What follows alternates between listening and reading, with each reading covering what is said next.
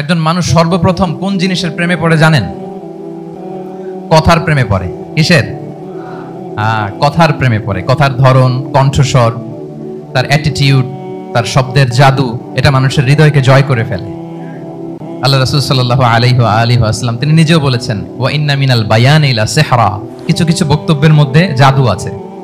তো রাসূল সাল্লাল্লাহু আলাইহি ওয়াসাল্লামের এই এলোকোয়েন্স ছিল, এলোকোয়েন্স। তিনি বলতেন, উতিতু জাওয়ামিউল কালিম, আল্লাহ তাআলা আমাকে সর্বমর্ম বাচন ভঙ্গির অধিকারী করেছেন।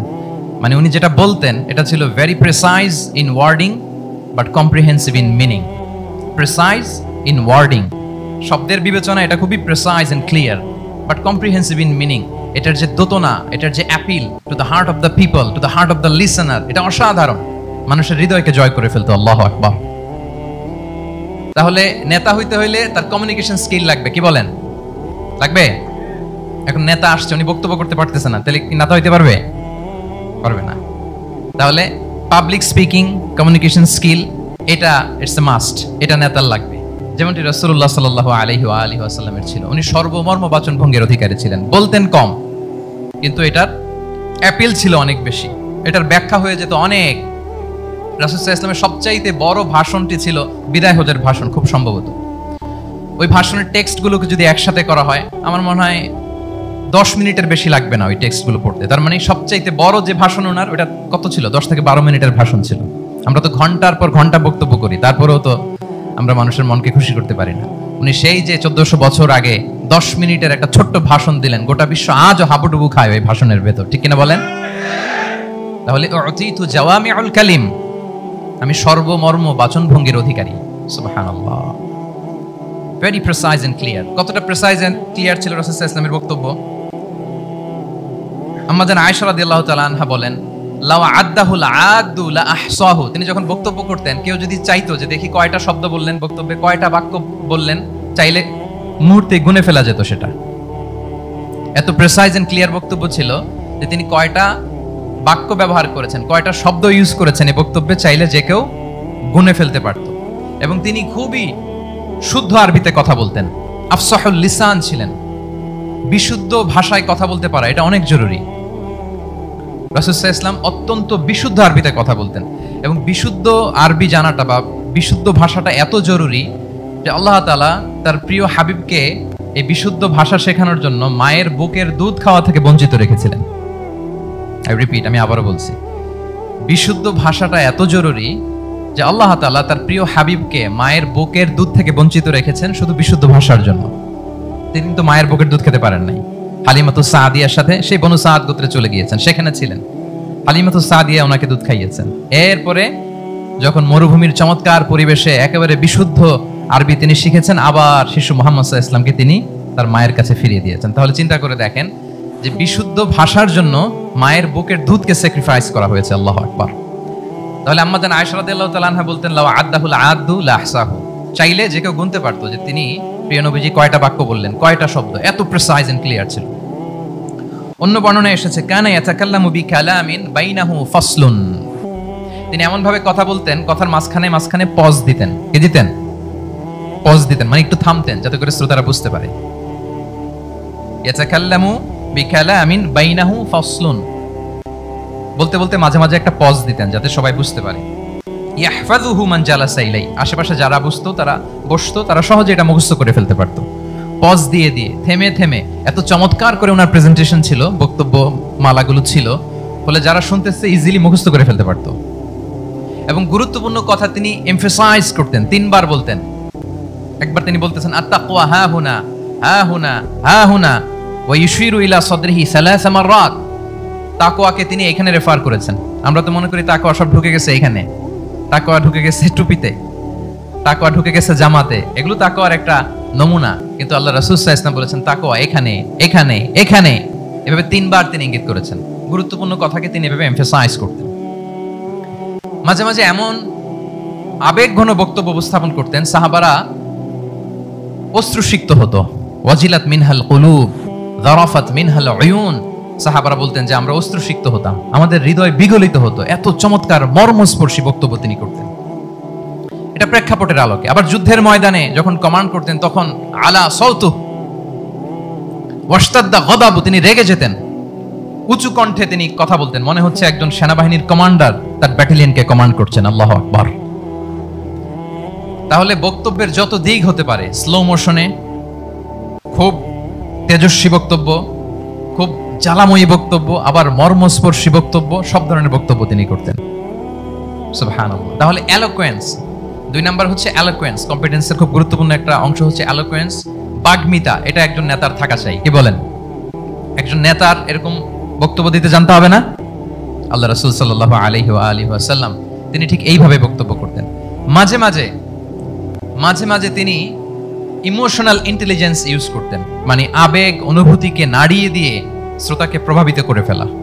স্পিরিচুয়াল ইন্টেলিজেন্স বা ইমোশনাল ইন্টেলিজেন্স তিনি বক্তব্যের মধ্যে ব্যবহার করতেন। এমন ভাবে তিনি নসিহত করতেন, এমন ভাবে কথা বলতেন, মানুষের আবেগ অনুভূতিকে তিনি নাড়িয়ে দিতেন। আল্লাহু আকবার। ছোট্ট একটা উদাহরণ এখানে আমি হাজির করি। আপনারা হুনাইনের যুদ্ধের কথা নিশ্চয়ই শুনেছেন। কত হিজরিতে হয়েছিল? হ্যাঁ, আজকে তো অনেক পুরস্কার বিজয়ীদেরকে দেখলাম আমরা, মাশাআল্লাহ। কত? 8ম হিজরি। তার মানে মক্কা বিজয়ের ইমিডিয়েট পরেই, কয়েক সপ্তাহ পরেই তো হুনাইনের যুদ্ধ হয়েছিল। এই হুনাইনের যুদ্ধে অনেক ওয়ার বুটিজ মুসলমানদের করতলগত হয়েছিল, মানে অনেক গানিমাত, অনেক সম্পদ ওনারা যুদ্ধ শেষে যুদ্ধলব্ধ সম্পদ হিসেবে পেয়েছিলেন। 24,000 উট। কত উট? 24,000 উট, প্রায় 40,000 ভেড়া। এত পরিমাণ গনিমত যখন রাসূল সাল্লাল্লাহু আলাইহি ওয়াসাল্লাম পেলেন, তিনি এগুলো বন্টন করতে শুরু করলেন। কিন্তু রাসূল সাল্লাল্লাহু আলাইহি ওয়াসাল্লাম তিনি বন্টন করতে যে আনসারী সাহাবীদেরকে, অর্থাৎ মদিনার যে সাহাবারা, তাদেরকে কিছুই দিলেন না, বরং তিনি মক্কার সাহাবাদেরকে দিলেন, অন্যান্য গোত্রের লোকদেরকে দিলেন, আশেপাশের সবাইকে দিলেন, কিন্তু দিলেন না কাদেরকে? আনসারী সাহাবীদেরকে। ফলে এত বিশাল ওয়ার বুটিজ, এর মধ্যে থেকে কিছুই আনসারীরা পেল না। ওনাদের মধ্যে ক্ষোভের জন্ম নিল, ওনাদের মধ্যে একটু অসন্তোষ তৈরি হলো, ক্ষোভের জন্ম হলো, এবং ক্ষোভ থেকে ওনারা সমালোচনা করতে আরম্ভ করলেন আল্লাহ রাসূল সাল্লাল্লাহু আলাইহি ওয়াসাল্লামের। এবং সমালোচনা করতে করতে এটা এমন পর্যায়ে চলে গেল, এক পর্যায়ে তারা বলতে আরম্ভ করলো যে আমরা ওনার জন্য জান দিলাম, জীবন দিলাম, আজকে উনি এত সম্পদ পেয়ে সব নিজ এলাকার লোকদের মাঝে বন্টন করে দিল, এটা কি ঠিক করলো উনি? আল্লাহ তাআলা আল্লাহর নবীকে ক্ষমা করুক, আল্লাহ তার রাসূলকে ক্ষমা করুক। মানে কেমন যেন রাসূল একটা ভুল করে ফেলছেন, রাসূল সাল্লাল্লাহু আলাইহি ওয়াসাল্লাম ওনাদেরকে দিতে বাধ্য ছিলেন, এটা যেহেতু দেন নাই, আল্লাহ তার রাসূলকে ক্ষমা করুক, এরকম একটা কথা তারা বলে ফেলতেন। তো এটা তো অনেক বড় কথা। আল্লাহ রাসূল সাল্লাল্লাহু আলাইহি ওয়া আলিহি ওয়াসাল্লাম যখন এই কথা শুনলেন, তখন তিনি আনসারী সাহাবীদেরকে জড়ো করে একটা গেট টুগেদার করে এমন ইমোশনালি ওনাদেরকে কাবু করলেন, ইমোশনাল ইন্টেলিজেন্স ইউজ করলেন। এখানে তারা এসেছিল ক্ষোভ নিয়ে, অসন্তোষ নিয়ে, পরে সবাই কান্না করে রাসূল সাল্লাল্লাহু আলাইহি ওয়াসাল্লামের কাছে ক্ষমা চেয়ে সেই মজলিস থেকে উঠতে বাধ্য হয়েছে। তিনি সবাইকে ডেকে বললেন, ইয়া মা'আশারাল আনসার, আলাম আতিকুম দুল্লালান ফাহাদাকুমুল্লাহ ওয়া আলাতান ফাআগনাকুমুল্লাহ ওয়া আ'দাআন ফাআল্লাফাল্লাহু বাইনা কুলুবিকুম। চমৎকার চমৎকার এক্সপ্রেশন, যে ওহে আনসাররা, আমি কি তোমাদেরকে পথভ্রষ্ট পাইনি, পথহারা পাইনি? আমার ওসিলায় তোমরা হেদায়েতের দেখা পেয়েছো। আমি কি তোমাদেরকে নিঃস্ব পাইনি? আমার ওসিলায় তোমরা সমৃদ্ধ হয়েছে, সম্পদশালী হয়েছে। আমি কি তোমাদেরকে যুদ্ধরত অবস্থায় পাইনি? আউস খাজরাজ তোমরা তো ফাইট করতেছিলে ইচ আদার, আমি যে তোমাদের মধ্যে সম্প্রীতি আর ভালোবাসার মেলবন্ধনে তোমাদেরকে একত্রিত করে দিলাম।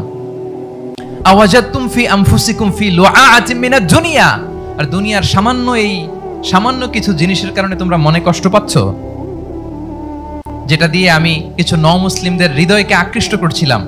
তাআল্লাফতু বিহা কওমান লিউসলিমু ওয়া ওয়াকালতুকুম ইলা ইসলামিকুম, আমি কিছু নমুসলিমদেরকে এগুলো দিয়ে তাদের হৃদয়টাকে ইসলামের প্রতি আরো অ্যাট্রাক্টেড করতেছিলাম, আর তোমাদেরকে তোমাদের ইসলামের উপরই আমি ছেড়ে দিয়েছি। আমি জানি আমার আনসাররা, তাদের হৃদয়ে যে ইসলাম আছে এটাই তাদের জন্য যথেষ্ট।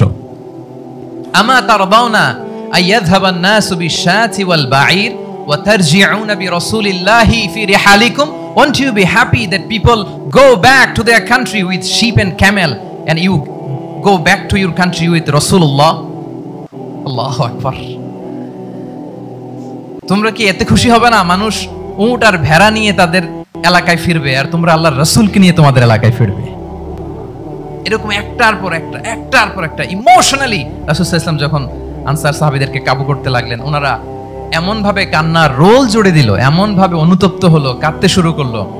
পরে এরা বলতে আরম্ভ করলো, আমি তো 2-1টা বাক্য বললাম, লম্বা চূড়া মন মাতানো বক্তব্য, হৃদয়স্পর্শী বক্তব্য। তারা বলল, ইয়া রাসূলুল্লাহ, আমরা শুধু আপনাকে পেয়েই খুশি। রাসূল সাল্লাল্লাহু আলাইহি ওয়াসাল্লাম বলেন, গোটা বিশ্বের মানুষ যদি এই পথ ধরে আর আনসারীরা যদি এই পথ ধরে, আমি এই পথ ছেড়ে দিয়ে আনসারীদের পথে হাঁটবো। আল্লাহ তুমি আনসারদের ক্ষমা করো, তাদের সন্তানদের ক্ষমা করো, তাদের নাতিদেরকে ক্ষমা করো। এভাবে মর্মস্পর্শী বক্তব্য যখন ইমোশনাল ইন্টেলিজেন্স দিয়ে যখন রাসূল সাল্লাল্লাহু আলাইহি ওয়াসাল্লাম বললেন, সব আনসারী সাহাবারা কাঁদতে আরম্ভ করলেন। সবাই ফাবাকাল কওমু হাত্তা আখদালু লুহাহুম, তাদের প্রত্যেকের দাড়ি ভিজে গেল, এমন কান্না জুড়ে দিল। আল্লাহু আকবার। তাহলে এটা ছিল রাসূল সাল্লাল্লাহু আলাইহি ওয়াসাল্লামের বক্তব্যের মাধ্যমে শ্রোতাদের মাঝখানে প্রভাব সৃষ্টি করার ক্ষমতা। গায়ের রং কালো, চোখের রং নীল, ফেরেশতা দুইটা আসবে, এসে ত্রাস সৃষ্টি করবে, এসে বলবে, বল তোর রবের নাম কি? মার রব্বুক। ইসলাম বিরোধী মুশরিক, কাফের, নাস্তিক এরা বলবে, আমি জানি না আমার রবকে। ফেরেশতারা বলবে, তাই? এই ছিল তোর ডিউটি? দাঁড়া, এখনই আমাদের খেলা শুরু, এখনই শুরু। ফায়ুতরাকু বিমাতারিক মিন হাদিদ, লোহার একটা হাতুড়ি দিয়ে মাথা থেকে পা পর্যন্ত পিটানো হবে, পিটিয়ে ওর গোশতের হাড্ডিগুলোকে থেতলে ফেলা হবে। ওয়ায়ুকালু লিল আরদি ইলতাইমি, কবরের দুই পাশের মাটিরে বলা হবে, এবারে দুই দিক থেকে তোরা চাপ দে। চাপ দেয়া হবে, ধাক্কাধাক্কি করেও সে সুবিধা করতে পারবে না। মাটি আস্তে আস্তে আস্তে আস্তে দেহের দুই দিকে লেগে এমন জোরে দুইটা চাপ দিবে, ফাতাখতালিফা আদলাউহু, তার ডান পাশের পাজরের হাড্ডি বাম দিকে ঢুকে যাবে। এই জন্য মাঝে মাঝে কবরে যাবেন, কবরস্থানে দাঁড়িয়ে চিন্তা করবেন, এই জায়গায় আমারও আসতে হবে। দিন যাবে, রাত আসবে, বৃষ্টি হবে, শীত আসবে, কেউ আমার দেখতে আসবে না, একা থাকতে হবে। ইসলাম বিরোধীদের জন্য প্রশ্ন 3টা, আপনারা যারা মুমিন তাদের জন্য 4টা, আপনাদের জন্য একটা বেশি। আলহামদুলিল্লাহ। কোন কবরে এসে প্রথম প্রশ্ন করবে, মুনকার নাকির যখন চলে আসবে, 40 কদম যখন আত্মীয় স্বজনরা লাশটাকে কবরের মধ্যে দিয়ে 40 কদম চলে যায়, তখনই ফেরেশতা চলে আসে। আহা, শেষ, সব শেষ। এসে পরীক্ষা শুরু। মার রব্বুক, তোর রবের নাম কি? চিল্লায় বলেন, আমাদের রবের নাম কি? আমরা বলবো, রব্বি আল্লাহ, আল্লাহ আমারে রব। দমে দমে তনু মনে তারি অনুভব, পড়েন, আল্লাহ আমারে রব। তোমার দুনিয়াতে আমি যেদিকে তাকাই, অথই নিয়ামতে ডুবে আছি সবাই। পাখ পাখালির গানে শুনি তাসবিহ কল রব, তাসবিহ কল রব, আল্লাহ আমারে রব। প্রথম প্রশ্ন, তোমার রব কে? আমরা বলবো, আমাদের রব আল্লাহ। দ্বিতীয় প্রশ্ন, ওমা দীনু, তোমার ধর্মের নাম কি? আমরা কি বলবো? তৃতীয় প্রশ্ন, বিশ্বনবীর চেহারা দেখিয়ে বলা হবে, আতারিফু হাযার রাজুল, এই লোকটারে চিনো নাকি? আমরা বলবো, চিনি, আমাদের প্রাণের নবী, ঠিক কি না? চাঁদের চেয়ে সুন্দর তুমি নবী আমার কমলিহি ওয়ালা, দু জাহানের বাদশা তুমি প্যারা নবী সাল্লে আলা, চাঁদের চেয়ে সুন্দর তুমি নবী আমার কমলিহি ওয়ালা, ঠিক কি না? 3টা প্রশ্নের যথাযথ উত্তর যখন দিয়ে দিলেন, আপনার জন্য অতিরিক্ত আরেকটা প্রশ্ন করা হবে, ওয়ামা ইলমুক, তোমার নলেজ কি? 3টা প্রশ্নের উত্তর যে তুমি করতে পারলা, কিভাবে পারলা, কেমনে জানলা? নকল করে বলছো নাকি জেনে বুঝে আসছো? নকল হয় না? এখন তো পরীক্ষা চলতেছে বোধহয়। কি পরীক্ষা? এসএসসি পরীক্ষা। নকল হয়? কৃষ্ণপুরে নকল নাই না? এখন মনে হয় এগুলো একটু কমছে। একটা সময় ছিল অনেক নকল হইতো, পাঞ্জাবের ভিতরে নকল, পকেটে নকল, টুপির ভিতরে নকল, মৌজার ভিতরেও নকল, এমনকি মেয়েরাও নকল করে পরীক্ষার হলে আসে না নাই? স্কেলের মধ্যে লিখে নিয়ে যায়, হাতের মধ্যে লিখে নিয়ে যায়, ওড়নায় লিখে নিয়ে যায়, কাপড়ে লিখে নিয়ে যায়, আসে না নাই? ফেরেশতারা বলবে, নকল করছো নাকি? কেমনে জানলা? 3টা প্রশ্নের উত্তর তুমি কেমনে বললা? আল্লাহ তোমার রব, ইসলাম তোমার ধর্ম, এই লোকটা বিশ্বনবী, কেমনে চিনলা? আপনাকে তখন বলতে হবে, আমি কোরআন থেকে শিখেছি, আমি হাদিস থেকে শিখেছি, আমি ইসলাম জেনে বুঝে মেনেছি, আমি আন্দাজে কোথাও ঘুরি নাই। চিল্লা এখন ঠিক কিনা? আপনাকে বলতে হবে, এজন্য শিখতে হবে, প্রতিনিয়ত ইসলাম সম্পর্কে জানতে হবে, আখের গোছাতে হবে, জীবনটাকে আলোকিত করতে হবে। চিল্লায় বলেন ঠিক কিনা? 4টা প্রশ্নই যখন হয়ে গেল, ফেরেশতারা বলবে, আহলান ওয়া সাহলান ওয়া মারহাবান বিক, খোশামদেদ, কংগ্রেচুলেশন, খোশামদেদ, কংগ্রেচুলেশন, সব প্রশ্নের উত্তর তুমি পেরেছো। ফায়ুফসাহু লাহু কবরুহু 70 যিরান, আপনার কবরটারে 70 হাত লম্বা করে দেয়া হবে। ওয়ায়ুফতাহু লাহু বাবুন ইলাল জান্নাহ, আপনার কবর থেকে জান্নাতের দিকে দরজা খুলে দেয়া হবে। ওয়ায়ুলবাসু মিন লিবাসি আহলিল জান্নাহ, জান্নাতের দুইটা রেশমি কাপড়ের পোশাক এনে আপনারে পরিয়ে দেয়া হবে। আর বলা হবে নাম কানাউমিল আরুস, ঘুমাও, sleep, you should get some sleep now, তোমাকে লম্বা সময় পরে দিতে হবে, ঘুমাও। কানাউমিল আরুস, যেমনি বর বাসর রাতে আরামসে ঘুম দেয়, বাসর রাতে যেমনি বর কনেকে নিয়ে মধুর ঘুম দেয়, তুমিও ঘুমাও, কেউ তোমার ঘুম ভাঙবে না। মালাক ইসরাফিলের কিয়ামতের জন্য ইসরাফিলের সিংহায় যে ফুৎকার আছে, ওই ফুৎকার ছাড়া কোনো কিছুই তোমার ঘুম ভাঙাতে পারবে না। আলহামদুলিল্লাহ পড়েন। আল্লাহ আমরাও যেন 4টা প্রশ্নের উত্তর দিয়ে লম্বা একটা ঘুম দিতে পারি, পড়ে না আমিন। ওয়াম্মাল কাফির ওয়া আহলুশ শিমাল, আর ইসলাম বিরোধী যারা, তাদের সামনে আসবে মালাকান আসওয়াদান আজরাকান, কৃষ্ণ বর্ণের দেহ, নীলাভ বর্ণের দুটো চোখ, গায়ের রং কালো, চোখের রং নীল, দেখতে কেমন লাগে? আলিফ লাইলার ভূতের মতো, কথা কন। গায়ের রং কালো, চোখের রং নীল। ফেরেশতা দুইটা আসবে, এসে ত্রাস সৃষ্টি করবে, এসে বলবে বল তোর রবের নাম কি? মার রব্বুক। ইসলাম বিরোধী মুশরিক কাফের নাস্তিক এরা বলবে আমি জানি না আমার রবকে, আমি জানি না, আমি তো আজীবন শুধু চেয়ার করেছি, মদ খেয়েছি, আমি ধর্ষণে সেঞ্চুরি করেছি দুনিয়ার বুকে, আমি টেন্ডারবাজি করেছি, চাঁদাবাজি করেছি, আমি মাস্তানি করেছি, আমার দাপটে এলাকার ইসলাম প্রিয়রা বাসায় ঘুমাতে পারে না। আমি ছিলাম টেন্ডারবাজ, আমি ছিলাম গডফাদার, সন্ত্রাসীদের লিডার, আমি ছিলাম ডন 1 2 3 সব, আমি ছিলাম ডনের ডন, আমি ছিলাম মাস্তান রংবাজ, রব টপ কি আমি তো জানি না। লাদ্রি লাদ্রি, আমার জিজ্ঞেস করো না। আবার প্রশ্ন করা হবে ওয়ামা দীনুক, তোর ধর্মের নাম কি? বলবে লা আদরি, আমার কোনো ধর্ম নাই, আমার কোনো ধর্ম নাই, আমি শুধু মৌজ মাস্তিতে ছিলাম, আমি আনন্দ ফুর্তি করেছি, ইসলাম নিয়ে আমার মাথা ব্যথা ছিল না, আজীবন ইসলামরে আমি বাস দিয়েছি, চিল্লায় বলেন ঠিক কিনা? ইসলাম বিরোধীদের সাথে ছিল আমার চলাফেরা, আমার সব সাঙ্গ পাঙ্গ ছিল গুন্ডা বদমাশ ইসলাম বিরোধী। রব কি, ইসলাম কি, এগুলো আমি জানি না, আমার এগুলো জিজ্ঞেস করো কেন? ধর্ম কি আমি জানি না, আমি কিচ্ছু মনে করতে পারছি না। 3 নাম্বার প্রশ্ন করা হবে আতারিফু হাদার রাজুল, দেখো তো এই লোকটারে চিনো কিনা? কয় না চিনি না, তবে মনে হয় এই লোকটারে দুনিয়ার বুকে আমি গালি দিতাম, এই লোকটার বিরোধিতা করতাম, ব্লগের মধ্যে এই লোকটার ব্যাপারে কুৎসা রটনা করতাম, এই লোকটার কার্টুন বানিয়ে আমি হিংসা ছড়িয়ে দিতাম, এই লোকটার ব্যাপারে আমি এলাকার মধ্যে অপপ্রচার চালাতাম।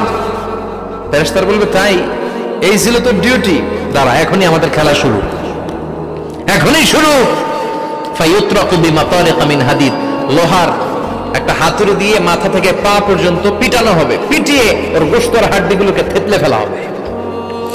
ওয়ায়ুকালু লিল আরদি ইলতাইমি, কবরের দুই পাশের মাটিরে বলা হবে এবার দুই দিক থেকে তোরা চাপ দে, চাপ দেয়া হবে, ধাক্কা ধাক্কি করেও সে সুবিধা করতে পারবে না, মাটি আস্তে আস্তে আস্তে আস্তে দেহের দুই দিকে লেগে এমন জোরে দুইটা চাপ দিবে, ফাতাখতালিফা আদলাউহু, তার ডান পাশের পাজরের হাড্ডি বাম দিকে ঢুকে যাবে, বাম দিকের হাড্ডি ডানে চলে যাবে।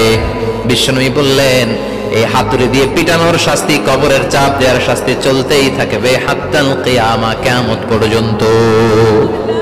আল্লাহ কবরের শাস্তি থেকে আমাদের বাঁচাও, আমরা এই আযাব পেতে চাই না, আমরা যেন ঠিকভাবে কবরের 4টা প্রশ্নের উত্তর করে দিয়ে লম্বা ঘুম দিতে পারি। আল্লাহ তুমি তৌফিক দাও। এজন্য আল্লাহ বললেন গোলাম দুনিয়া নিয়ে পাগল হয়ে থেকো না, এই দুনিয়ার জীবন আসল জীবন নয়, আসল জীবন হলো কবরের জীবন। জোরে বলেন ঠিক কিনা? এই জন্য মাঝে মাঝে কবরে যাবেন, কবরস্থানে দাঁড়িয়ে চিন্তা করবেন এই জায়গায় আমারও আসতে হবে, দিন যাবে, রাত আসবে, বৃষ্টি হবে, শীত আসবে, কেউ আমার দেখতে আসবে না, একা থাকতে হবে, একা, বড় একা, অন্ধকার, বড়ই অন্ধকার। ওই কবরের জীবনের সামান গোছানোর দরকার আছে না নাই? ওই কবরে সুখে শান্তিতে থাকতে চাইলে নামাজ পড়ার দরকার আছে না নাই? কোরআন পড়ার দরকার আছে না নাই? ছেলে মেয়েগুলোরে মানুষের মতো মানুষ করার দরকার আছে না নাই? আজকে যিনি উপস্থাপক চমৎকার কথা বললো, আমরা যেন মাদককে না বলি, আমরা যেন ফেন্সিডিলকে না বলি, আমরা যেন ইসলামের পক্ষে থাকি, আমরা ইসলামের কোন বিপক্ষে শক্তির সাথে যেন হাত না মিলাই, সব সময় যেন আমরা কোরআনের পক্ষে থাকি, ইসলামের পক্ষে থাকি। 5 ওয়াক্ত সালাতগুলো যেন জামাতের সাথে আদায় করি, আব্বা আম্মার যেন খেদমত করি, আর বিনয়ী মানুষ যেন হতে পারে, ঠিক কিনা? আল্লাহ আমাদের সবাইকে কথাগুলো বুঝে আর আমল করার তৌফিক দান করো। আরো জোরে পড়েন আমিন।